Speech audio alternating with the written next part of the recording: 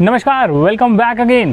This is CA Yogesh Verma और आज का डिस्कशन हम लोग करेंगे understanding the client and its business.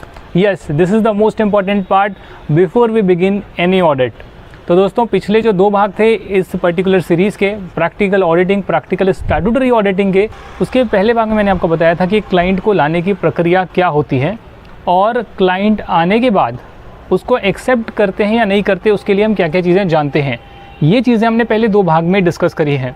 मान के चलता हूँ कि हमारे पास क्लाइंट आ चुका है और आपने एक स्टैट्यूटरी ऑडिट का असाइनमेंट ले लिया है, तो जितना भी मेरा एक्सपीरियंस है और मेरा पार्टनर लेवल व्यू है, क्योंकि मैंने बहुत सारी चीज़ें खुद फाइनलाइज़ करी है, साथ में मैंने एक प्रैक्टिकल ऑडिटिंग कोर्स लॉन्च किया था। एक बड़ी फर्म के पार्टनर ने आकर उसमें अपने जो है व्यू पॉइंट्स रखे थे और सारी चीज़ें समझाई थी। वो एब्सोल्युटली फ्री है। उसके 12 पॉडकास्ट सेशन लर्न्स अप पर आ रहे हैं, बट वो सिर्फ सुनने के लिए है। यहाँ आपको वीडियो भी मिलेगा और साथ में वर्क पेपर भी दिखाई जाएंगे। तो ये प्रॉपर जो है स्ट्रक्चर्ड वे में कोर्स आपको दिया जा रहा है। अब क्योंकि मेरे पास वो नॉलेज है, मेरे पास वो समझ है, तो मैं वो सारी चीज़ें आपको इस पर्टिकुलर सेशन और सीरीज़ के थ्रू देने वाला हूँ। अगर आप इस सेशन को अटेंड कर रहे हैं तो प्लीज़ इसे अपने दोस्तों तक भी ज़रूर पहुंचाइएगा, क्योंकि जो इसकी कॉस्ट है उससे 100 टाइम्स की वैल्यू आपको दी जा रही है, जो आपको कहीं पर इस टाइम पैसे देकर भी नहीं मिलने वाली है। तो इसीलिए इसे ज़रूर आप अटेंड करिएगा। और हम जो है आज का डिस्कशन अब शुरू करते हैं। मान लेते हैं कि आपको एक क्लाइंट मिल गया, आपने उसका असाइनमेंट एक्सेप्ट कर लिया और अब आपको स्टैट्यूटरी ऑडिट करना है। तो ज़रूरी नहीं है कि जो क्लाइंट आपने एक्सेप्ट करा उस टाइम आपको सारी चीज़ें पता हो, उसके बिज़नेस के बारे में, उसके ओनर्स के बारे में, उसकी मैनेजमेंट के बारे में, उसके एम्प्लॉय के बारे में।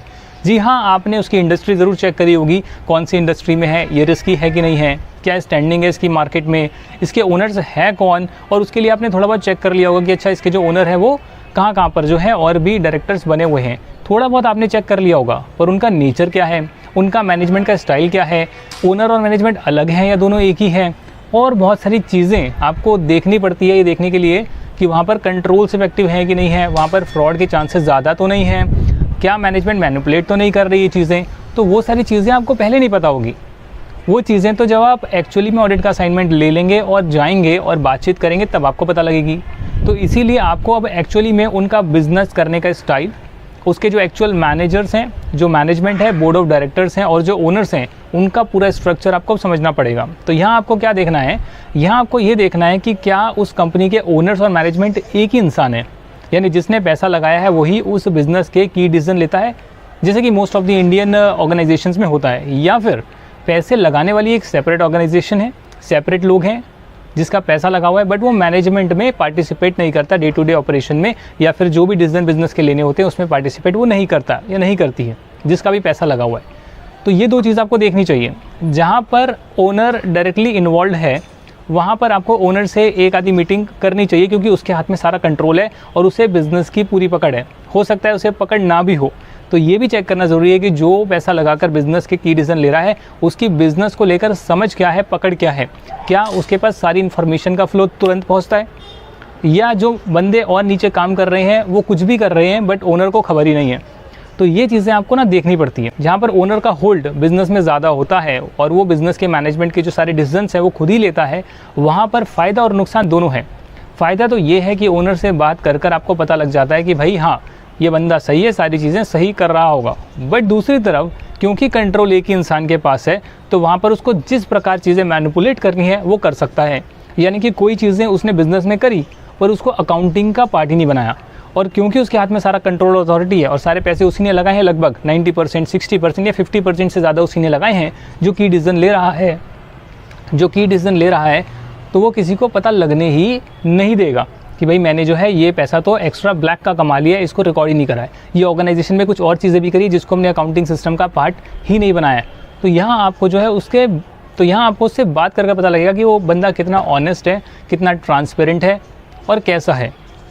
जहाँ बात करते हैं जहाँ पर ओनर अलग है, मैनेजमेंट अलग है, तो वहाँ तो बहुत सारी चीज़ें कॉम्प्लेक्स हो सकती है। क्यों?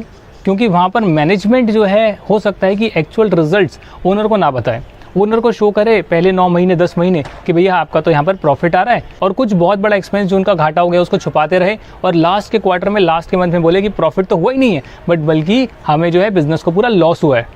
क्योंकि भैया ओनर के हाथ में कंट्रोल नहीं, तो वो मैनेजमेंट पर रिलाई कर रहा था। और मैनेजमेंट हो सकता है या तो मैनेजमेंट मिलकर फ्रॉड करे कुछ, क्योंकि पैसा तो किसी और का लगा है, तो टॉप मैनेजमेंट में जो हो सकता है कि अगर कुछ करप्ट लोग आ गए तो वो जो है ओनर के पैसे से और जो बिज़नेस के पैसे से उसको साइफन कर लें, उसको अपने पास जो है निकाल दें, गलत जगह पर लगा दें, हो सकता है। तो ये चीज़ें जाननी ज़रूरी है कि मैनेजमेंट अलग है, ओनर अलग है, दोनों एक हैं, तो उसका नेचर क्या है, उसका बिज़नेस करने का स्टाइल क्या है, क्या उसको बिज़नेस के बारे में पूरी समझ है कि नहीं है, ये सब जानना बहुत ज़रूरी होता है। और ये जब आप प्रिलिमिनरी मीटिंग करते हैं तो उसके बाद आपको मैनेजमेंट का स्ट्रक्चर, ओनर का स्ट्रक्चर, उनका स्टाइल, उनका वर्किंग स्टाइल और जो बाकी सारे चेक्स आपने करे हुए थे डायरेक्टर्स वगैरह के ऊपर कि उन पर कोई क्रिमिनल केस तो नहीं चल रहा है या फिर उन पर कोई और किस किस कंपनी में वो डायरेक्टर हैं, राइट, वो सारी चीज़ें आपने चेक कर रखी हुई थी।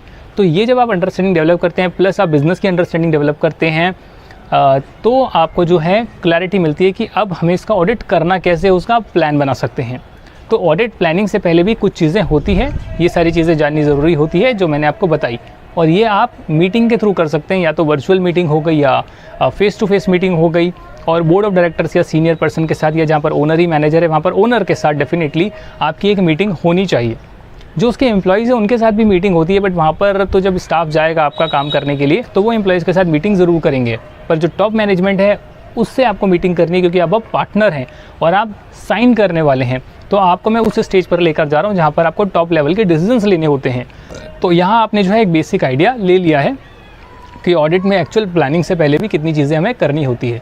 जो इसका नेक्स्ट सेशन है उसमें हम बात करेंगे ऑडिट प्लानिंग की, ऑडिट स्ट्रैटेजी की, ऑडिट प्रोग्राम की, कि वो चीज़ें कैसे बनती है और क्या वो बनाने के बाद हम उसे छोड़ देते हैं, उसके अकॉर्डिंग काम करेंगे चाहे कुछ भी हो जाए, या उसे भी हम रिवाइज़ करते रहते हैं। वो सारी चीज़ें मैं आपको नेक्स्ट वीडियो में बताऊंगा।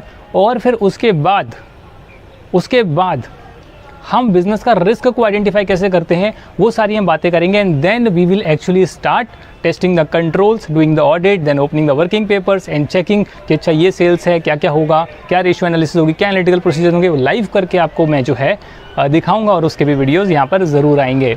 Thank you very much for watching this video. ये वीडियो और ये जो पर्टिकुलर कोर्स है ये सभी लोगों के साथ शेयर करें, ज़्यादा से ज़्यादा ऑडियंस को लाएँ ताकि उन सभी का बेनिफिट हो पाए। Will see in the next video then, tata, bye bye.